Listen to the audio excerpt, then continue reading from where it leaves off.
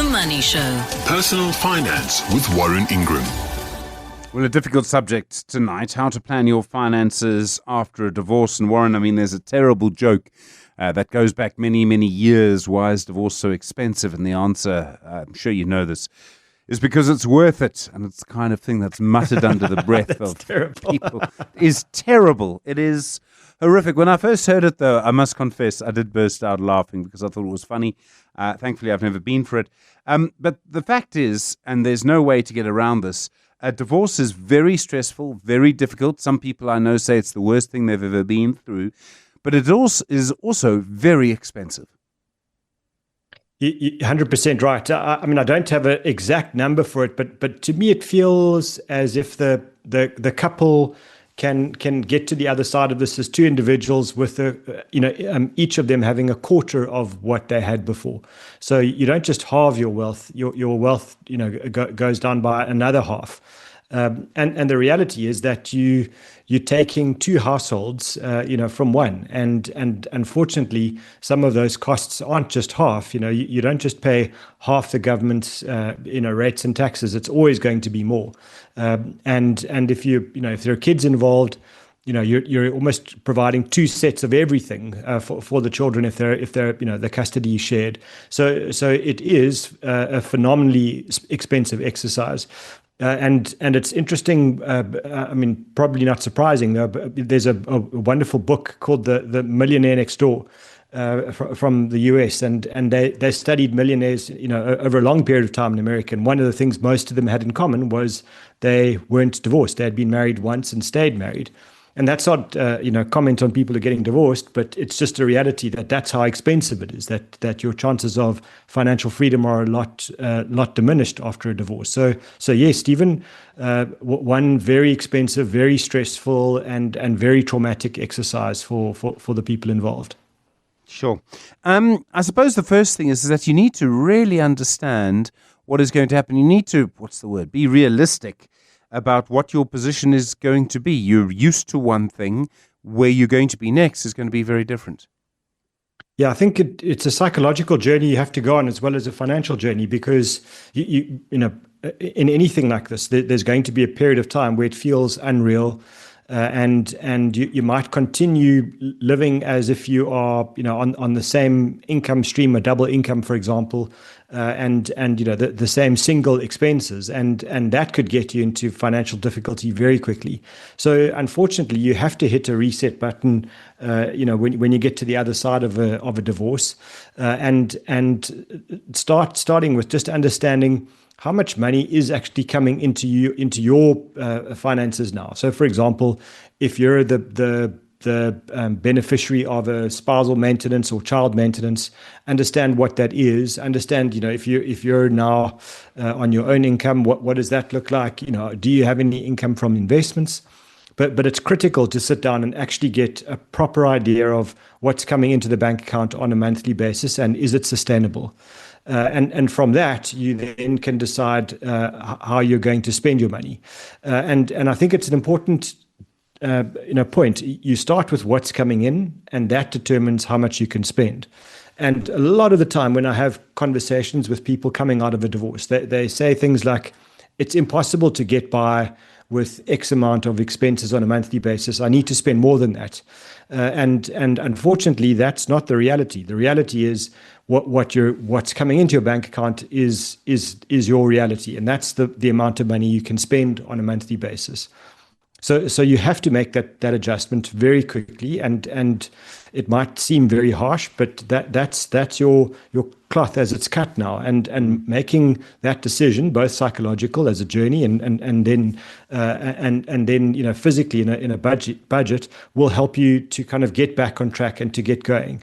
But I find a lot of the time this is a process that takes months and months and months, and you just watch the financial hole getting bigger and deeper for people until they accept their reality. So if that's one message that people are listening to tonight, it's to say you have to accept this. You have to look at your income as it is, and then cut your cloth accordingly, and to start to spend within those means. And it is expensive, no question. One of the things about human beings, and particularly with money, is that we follow patterns, right? That's why so many people drink a cappuccino when they arrive at the office. They're following a pattern. In the case of this, all of our spending patterns get set after a while. Now you have to start again because you're no longer married, and never mind emotionally, you're no longer married financially. That's quite tough. Everything changes. It does, and just to talk through some of the things that will happen is, you might have been the person carrying medical aid for the family, or potentially that was being carried for you, and now you need to take care of that. You might have additional childcare costs. Whereas there were two of you bearing responsibility for the fetching and the carrying, now that might be divided, and so you might need to get someone to help you with that. And so it just very quickly, you realize that, how life is not the same now. And I just think a lot of the time here, it's a case of saying, let's just get a realistic picture of how life works today. What do I need to do to get by? And with no frills, no airs and graces, no luxuries, etc. What does basic life look like? And as quickly as you can get to that point and make sure that your income matches that, or your expenses match your income, then you can start to kind of replan and reset. But I think it's just understanding on day one where you are, and yes, the budget that you had when you were married, even if you were diligent and successful in the way that you were managing money, that's you can tear it up. It's a fiction now, and you have a new reality that you have to adjust to. Okay, what's the first thing you need to do? First 2 months or so, your first financial priorities. Where do you begin? I think it's just, firstly, maybe just look at what you have. In other words, what are the assets that you have today? If you've divided the debts, what are those? And jot them down. Just get an understanding of what's on the credit and the debit side of your personal balance sheet. In other words, what are your assets and what are your debts? And from there, just get an idea of any income that comes from the assets, and then if you have liquid assets, for example, if you divided some cash or money markets, etc., how can you use that to settle the debts as much as possible?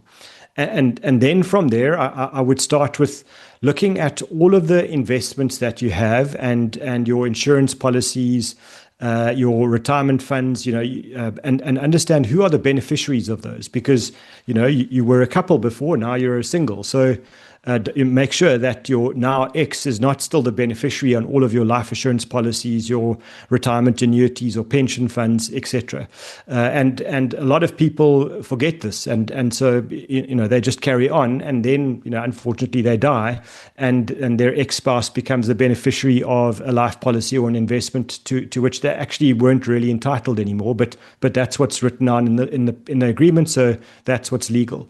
So for me, step one, check those, make sure that you've got the right beneficiaries there, and then step two, and this won't surprise you, Stephen, but I'm gonna say you've got to fix your emergency fund. Make sure that you've got an emergency fund that's at least worth 3 months worth of your now fixed expenses, and ideally try and push that up to 6 months if you can. For a lot of people, they might be very cash poor after a divorce. The only people that are making money out of this are the lawyers, and so what you're trying to do here is then start building. And even if you add 500 or 1,000 rand a month to your emergency fund, start small, but keep going, and make sure that it gets to the size it needs to be as fast as you can. We're talking to Warren Ingram tonight, personal finance, how to financially manage a divorce. Your questions for Warren, 072 702 1702, also called on 011 8830 702 and 021 446 0567. There are also issues about insurance and things like medical aid. How important are those to sort out? And something can easily fall through the cracks there, Warren. Yeah, I mean, I would hope that if you were on a joint medical aid, that as part of the divorce process, you've now got your own. But if you haven't, make sure you get your own medical aid as fast as possible, and make sure that if there are children involved, that they're on the medical aid, one of your medical aids as well, because that's something you just don't want to let slip. And then make sure that you've now got insurance on your car, your home, especially the goods inside and all of those things, your physical stuff, because that's something you might just not think about when you're now living on your own. And then, it is important to check that you've got disability insurance. If you're working at a large company, it might be part of your employment, and in which case you've got some life assurance and disability. But if you're not, if you're working at a small company or you work for yourself, and you haven't worried about this, then this will be something that you will need to take care of as well. Because the last thing you want to happen now is you have an accident and you're not able to generate an income anymore, and you're divorced. So the insurances, I know I sound like an insurance salesman at this point, but I think it's key that these are things you have to make sure you've got right. And then maybe just to talk about, we're entitled in law to get one credit report per year for free. And it's a very good idea to do that now, and make sure that you know what accounts you have, that they're in good standing. If there is anything where you've got joint debts that you didn't know about, or anything that's been mistaken, where there are errors in your credit reports, fix them and get them sorted. You don't want to go into your single life with potentially debts hanging over you that you didn't know about, and certainly those need to be clarified and cleaned up. And then often, I mean, you're in a position now where you're creating a new home. You have to buy things, buy big things sometimes. So you need to be a bit careful about that. Yep, I think a lot of the time, especially if you were living in a home that you both owned, one of you might get the home in the divorce. That's then that's fine. You're staying where you are. But if not, and potentially that family home is sold, the temptation is to take the proceeds from your share of the house and to buy a new house. And the conversation usually goes something like, I've got kids, I need to give them stability, and they need to know where they live. This is their new home. It's been traumatic for the children as well. And all of that's true. I'm not disputing it. But we're emotional beings, and making a very large decision like buying a house straight after a divorce is probably the worst thing you can do, because you might find that you end up buying the house that's not appropriate for you, or it might not be in the right area, or potentially your finances actually aren't suitable for the house that you've just bought. So my suggestion in a situation like this is rent a place, and make sure that you give yourself a year or two to figure out what your new life really is all about, and then you can reconsider the decision to buy a house or not. But I think knowing that decisions like this, we only normalize and stabilize after very big traumatic events after about 2 years, and retirement would be one, divorce is one, retrenchment is another, and so give yourself the time and space to kind of go through the whole emotional process and realize you're just not going to be as rational as you could be until you've gone through that whole process, and therefore don't make these big decisions now. Such interesting advice. All right, your questions for Warren Ingram, 072-702-1702. Barry sent through a question today saying, I've invested a lot of extra money in my bond over the last 5 years. My interest rate is prime less 1%. I was thinking of using some of the extra money from my bond to invest in the stock market. Markets are doing so well at the moment that I think I can grow my money more quickly in the markets and then settle my bonds sooner. Do you have any suggestions for where I should invest? It's a very interesting question, Barry. We'll have an answer from Warren in just a moment. 10 minutes to 8. In a world where a lot can change in 6 years, you can rest assured knowing that Hino's 6-year drivetrain warranty won't. All Hino trucks now come standard with a 6-year drivetrain warranty, protecting your investment all the way from pistons to gears. Built to keep your business moving, supporting uptime, growth and daily operations, because although a lot can change in 6 years, their warranty promise won't. T's and C's apply. Hino, all the way. The Money Show. Personal Finance with Warren Ingram. Warren, of course, is the co-founder of Galileo Capital. We're talking about the personal finance aspects of getting divorced. But first, Warren, Barry's question. He's got money in his bond. He wants to use some of that extra money to invest in the stock market. Where should he put it? Quite a controversial question in its own way. Yeah, it's a tricky one. So when we make investment decisions, one of the things we're doing is we're dealing with probabilities. In other words, we're dealing with the potential that the investment that you're going to make is going to deliver a good return. And when you've got a certainty, like in this instance, prime less one is the certainty. What you know is if you take that extra money, some or all of that extra money out of your bond, you are certain to pay, I think it's 9.5% to the bank for the money that you've taken out of the bond. So that's a guarantee that you know, and what you're doing then is you're saying, I'm going to take that money, and I believe that I can put it in an investment which is going to give me a better return than that. And you need to get paid a fair amount of extra return for the risk that you're taking, because if you're going to invest in the stock market, it could give you 25% in a year, and it's certainly done that in the past. But equally, it could give you a minus 33% in a year, and it's done that quite a bit in the past. So you need to say to yourself that the probability, the potential growth that I can get out of an investment like this must be significantly higher. And when we look at the stock market, and it is my favorite asset class of all time, it will give you a growth rate of about 12% a year over a typical 5 to 10 year period, which is very nice. But it's not that much more than the 9.5% that you're forced to pay on your bond. And when stock markets have done well, and I'm not arguing that point, I think they have done well, but when they've done well, the likelihood is that they don't carry on doing well for the next 5 years. Somewhere along the line, they hit a speed bump and they go down.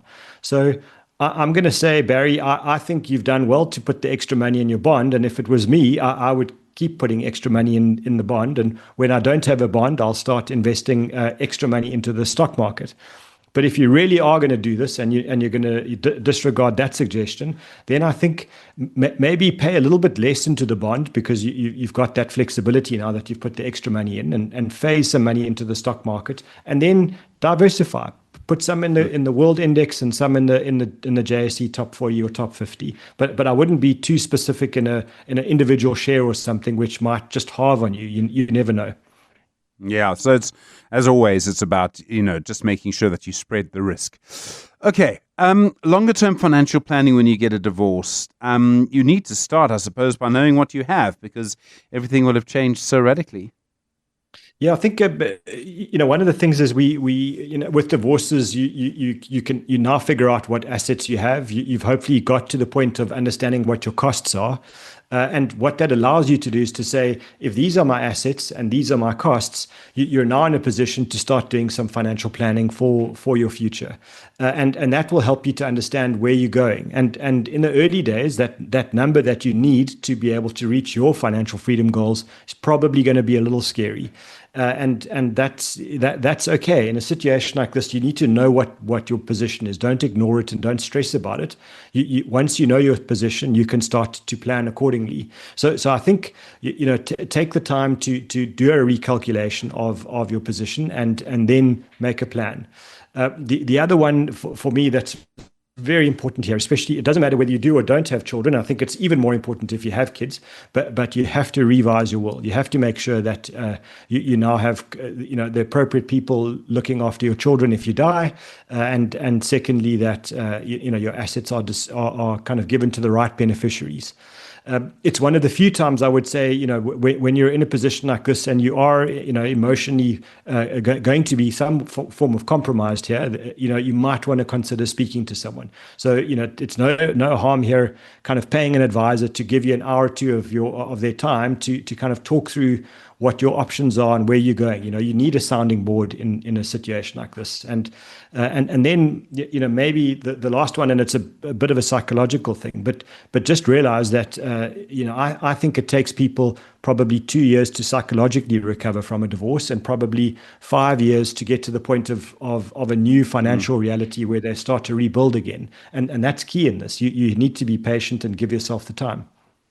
I mean, what people also need to know is that life changes. How you feel now may well be the worst you ever feel. I mean, it may be the best you ever feel, but that's actually unlikely. And the same is true financially. Things do stabilize.